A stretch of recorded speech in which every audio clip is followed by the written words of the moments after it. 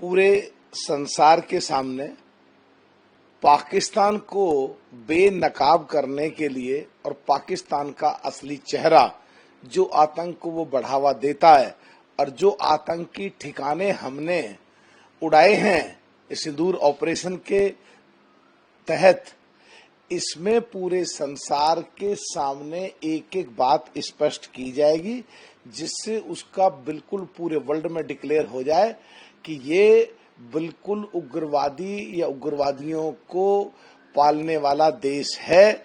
और विदेश से जो दूसरे अपने देश में विकास के लिए जो फंडिंग लेके आते हैं, लोन और दूसरी सहायताएं, ताकि वो तुरंत बंद हो सकें और जिससे आतंकवादियों को ये पनाह देना तुरंत बंद कर सकें और हमारे देश को आतंकवादी चीजों से बिल्कुल छुटकारा मिल सके। उसके लिए हमारे देश के सांसदों का जो दल जा रहा है उसे पूरे संसार में मुख्य देशों में पूरी तरह बेनकाब करेगा। लेकिन इस पर सवाल भी खड़े होने लगे कि एक वादी थे, उन्हें नहीं पकड़ा जा सका, मारा जा सका। जयराम रमेश ने सवाल खड़ा किया। देखिए, कांग्रेस का पता नहीं हो क्या गया इन लोगों को। पहले वाली कांग्रेस ये तो रही नहीं, या बिल्कुल इसमें अपरिपक्व लोग हैं। ये कांग्रेस वो सवाल खड़े कर रहे हैं।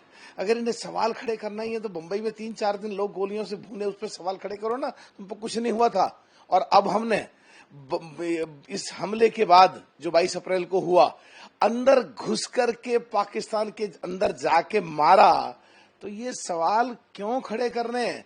क्या ये जो सवाल पूछ रहे हैं वो पाकिस्तान वही सवाल पूछना चाहता है? क्या उन सवालों के पूछने पे ये पाकिस्तान में ज्यादा पॉपुलर होना चाहते हैं? तो क्या जयराम रमेश यहाँ तो कभी एक चुनाव भी लड़ नहीं सका, लोकसभा जीत नहीं सका, तो क्या इनको पाकिस्तान में जाके पॉपुलर होकर चुनाव लड़ना है?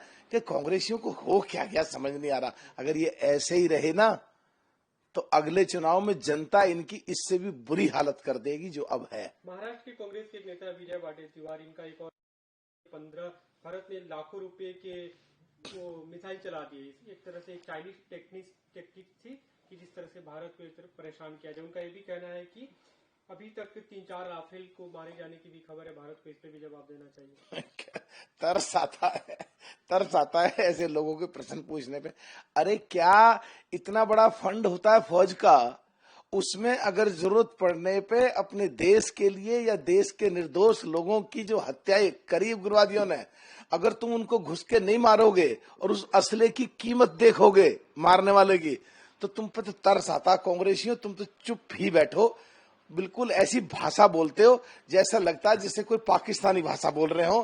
पाकिस्तान में जरूर हाँ ये पॉपुलर होते हैं कि भाई ये कहा हिंदुस्तान में कांग्रेस के इस नेता ने ये कहा, ये वहां पॉपुलर होना चाहते हैं। मुझे तो लगता है अब के आने वाले समय में ये लोग सारे पाकिस्तान से जाकर चुनाव लड़ेंगे, क्योंकि यहाँ तो इन्हें कोई पूछने वाला है नहीं, यहाँ तो इनकी जमानत जब्त होनी है। ऐसा ही अगर होता रहा तो